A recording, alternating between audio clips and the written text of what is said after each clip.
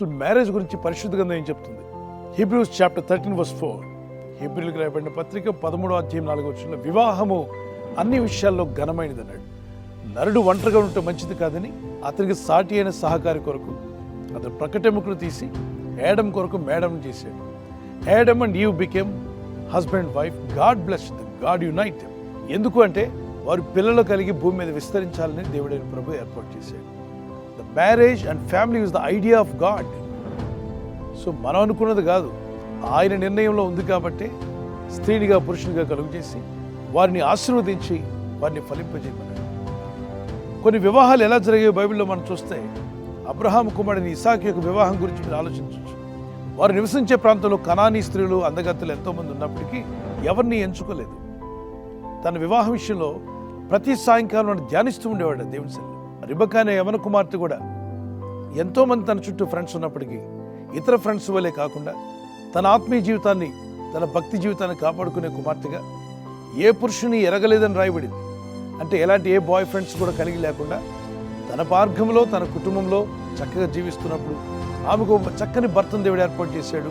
ప్రతి సాయంకాలం దేవుని ధ్యానిస్తున్నటువంటి ఇసాకు అనే యవనస్తునికి చక్కని భార్యను దేవుడు ఏర్పాటు చేశాడు. చూడండి ఏర్పాటు ఎంత అద్భుతంగా ఉందో. అలాగనే ఒకవేళ కాలేజీలోకి వెళ్తారు, యూనివర్సిటీకి వెళ్తారు, ప్రేమించుకుంటారు. కొన్నాళ్ళు పోయాక బ్రేకప్. ఏదో సైకిల్కి బ్రేక్ వేసినట్టు, బస్సు బ్రేక్ వేసినట్టుగా బ్రేకప్ అయిపోయామండి. అరే మొన్న కలిసి తిరిగారు కదా, బ్రేకప్ చేసుకున్నామండి. మళ్ళా మరొక పక్షితో ప్రయాణం. కొన్నాళ్ళు కలిసి తిరిగినటువంటి వీళ్ళు వివాహం చేసుకుంటారు కదా అని మన ఎదురు చూస్తే వివాహానికి ముందే బ్రేకప్ చెప్పుకొని ఇద్దరు చెరొక వేరే పక్షులు ఎత్తుక్కుంటూ ప్రారంభించారు. అమ్మాయి వైపున బ్రేకప్ చెప్పవచ్చు, అబ్బాయి వైపున బ్రేకప్ చెప్పవచ్చు, మళ్ళీ వేరే వ్యక్తిని వెతుక్కోవడం. ఆ తర్వాత అదొక మళ్ళొకసారి బ్రేకప్ అయితే మరొకరిని వెతుక్కోవడం. Never play with your life. జీవితం విలువైంది, దానితో ఆటలాడద్దు.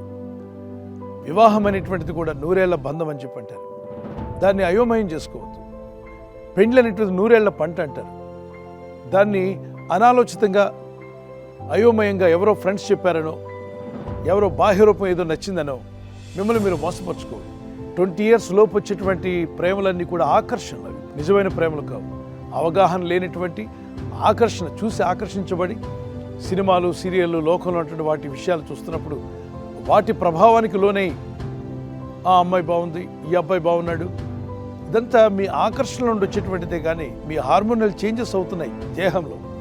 ఎదుగుతున్నప్పుడు వయసులో హార్మోనల్ చేంజెస్ వస్తూ ఉంటాయి. ఎందుకంటే కుమార్తెగా పుట్టావు కాబట్టి ఎదగాలి, ఏదో ఒక రోజు నువ్వు తల్లి అవ్వాలి. కుమారుడుగా పుట్టిన వ్యక్తి ఎదగాలి, ఏదో ఒక రోజు వాడు తండ్రి అవ్వాలి. కనుక దేవుడైన ప్రభు మానవ దేహంలో కొన్ని హార్మోన్స్ పెట్టాడు. అవి చేంజెస్ అవుతున్నప్పుడు ఏదో వింత జరిగిపోయినట్టుగా వెంటనే ఎవరో ఒకరితో ప్రేమలో పడాలని, ప్రేమించలేకపోతే, ప్రేమికురాలు లేకపోతే, ప్రేమికుడు లేకపోతే, స్టేటస్ లేనట్టు రకరకాల ఫీలింగ్స్. ఈ లోకం చెప్పే మాటలు వినకండి. ఈ లోక మర్యాదను అనుసరింప కానీ రోమాపత్రిక 12:1-2 ఉంది. మీ మనస్సు మారి నూతన ఒకటి వల్ల రూపాంతరం చెందుడి అని. అనేక మంది మనం చూస్తున్న ప్రేమండం, అది బ్రేకప్ చేయడం మరొకటి. అది వాక్యానుసారమైంది కాదు. Never play with your life, never play with others life. Obey God's word. God will bless you with the right life partner.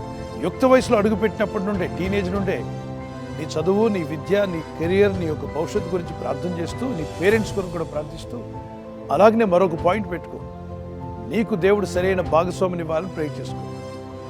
ఏ పుట్టలో ఏ పాముందో ఎవరికి తెలియదు, ఎవరి గుణం ఎలా మారుతుందో తెలియదు. బయటకు చూడడానికి అందరూ బాగానే ఉంటారు, కానీ వాళ్ళ అంతరంగంలో వారి స్వభావం ఎలా ఉంటుందో నీకు అర్థం కాదు. అది ఎరిగినవాడు దేవుడే కనుక నీ జీవితానికి ఎవరు బెటరో దేవుడు బాగా ఎరిగినాడు కనుక దేవుని సన్నిధిలో దేవుని చిత్తానికి లోబడి ప్రార్థించు.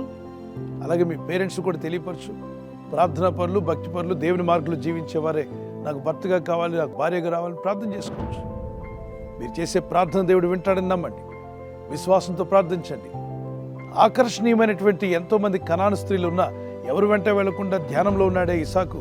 అతని కొరకు ఒక భార్యగా ఎంతో దూరంలో ఉన్నటువంటి ఒక ప్రాంతంలో రిబకాను దేవుడు సిద్ధపరిచినట్టు నీ కొరకు దేవుడు నీ భాగస్వామిని సిద్ధపరుస్తున్నాడు. నమ్ము, ప్రార్థించు.